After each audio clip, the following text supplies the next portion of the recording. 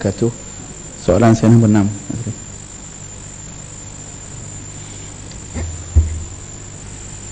Terima kasih Tan Sri Yang Di-Pertua. Terima kasih Yang Muhammad Padang Terap di atas soalan yang dikemukakan. Tan Sri Yang Di-Pertua, pada masa ini perancangan pejawatan yang disediakan berdasarkan kepada beban kerja yang tidak mengambil kira keperluan janda. Kementerian Kesihatan Malaysia masih lagi mengalami kekurangan petugas-petugas wanita, khususnya doktor untuk tujuan ini. Tetapi Kementerian Kesihatan mempunyai peraturan di mana pesakit wanita yang dirawat atau diperiksa oleh petugas lelaki perlu ada seorang penjawat awam perempuan yang menjadi chaperon dengan izin untuk menemani doktor lelaki semasa rawatan diberikan.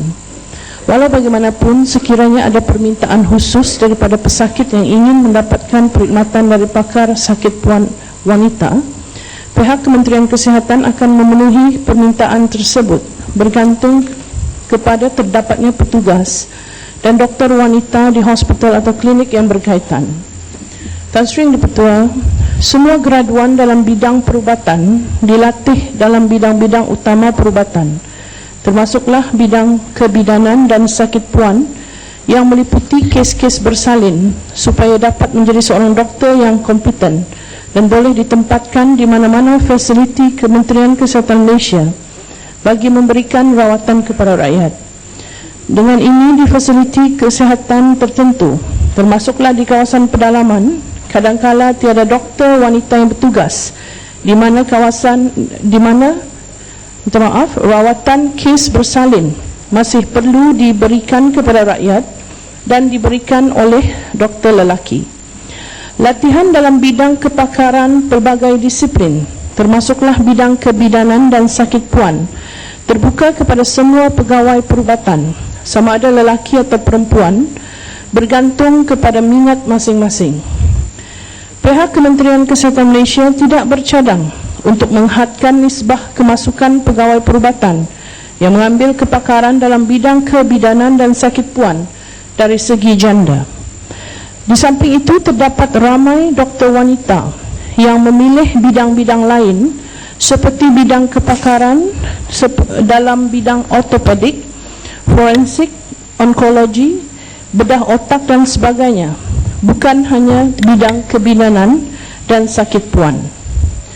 Tan Sri Yang Di-Pertua, berdasarkan statistik tahun 2011, seramai 1.150.205 orang pesakit telah mendapat rawatan sebagai pesakit dalam dan pesakit luar di klinik pakar kebidanan dan sakit puan di hospital-hospital Kementerian Kesihatan.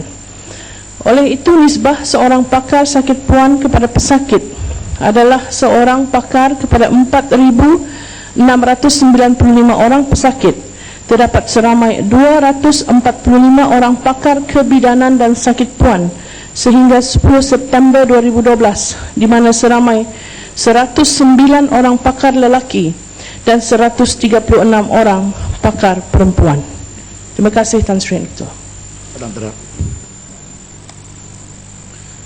kasih. Terima kasih Timbalan Menteri. Kementerian mengakui kekurangan doktor sakit puan ini. Tapi pada masa yang sama, saya ingin bertanya kepada pihak kementerian.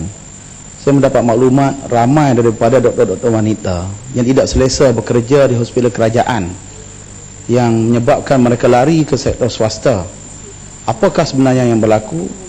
Kerana maklumat yang saya terima, mereka bukannya tidak selesa dengan gaji yang diterima, tapi dengan layanan pihak kementerian atau beban kerja yang cukup berat. Yang kedua, berkaitan dengan penawaran untuk kos sakit puan ini, saya dipahamkan bahawa banyak yang berminat untuk menyambung pelajaran peringkat pakar, tetapi peluang yang ditawarkan oleh pihak kementerian cukup terbatas, menyebabkan mereka tidak boleh menyambung pelajaran mereka.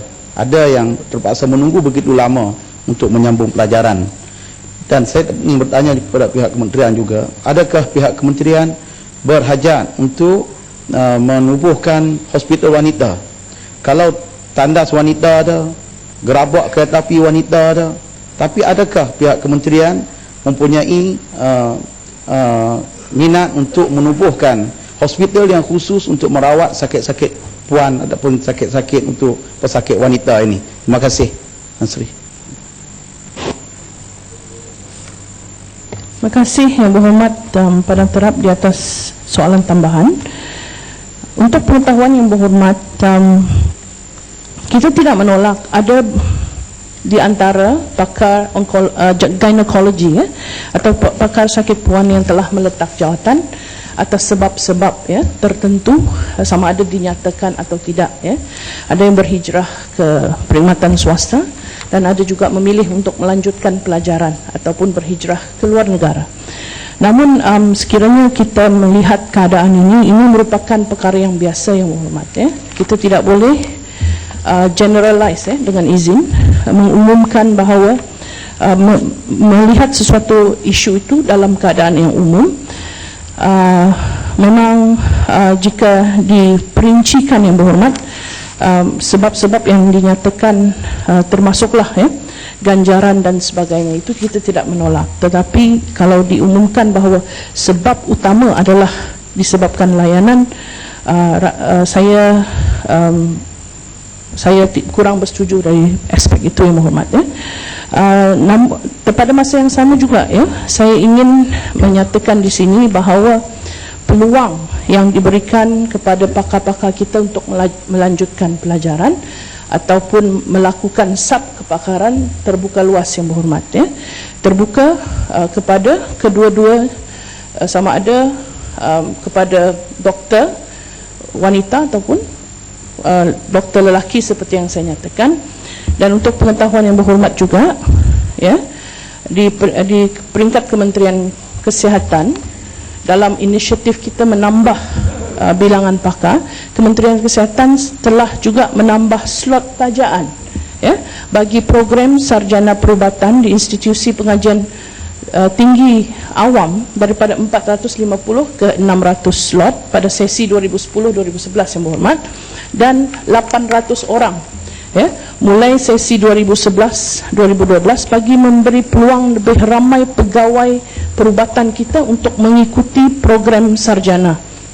Sehubungan dengan itu diharapkan lebih ramai lagi pakar perubatan kita dapat hasilkan demi meningkatkan mutu dan prestasi perkhidmatan perubatan di dalam negara kita. Selain daripada itu Yang Berhormat, Kementerian Kesihatan juga menawarkan sebanyak 150 slot beasiswa setiap tahun untuk latihan pelbagai sub kepakaran, apatah lagi dalam bidang gynecology ataupun sakit puan.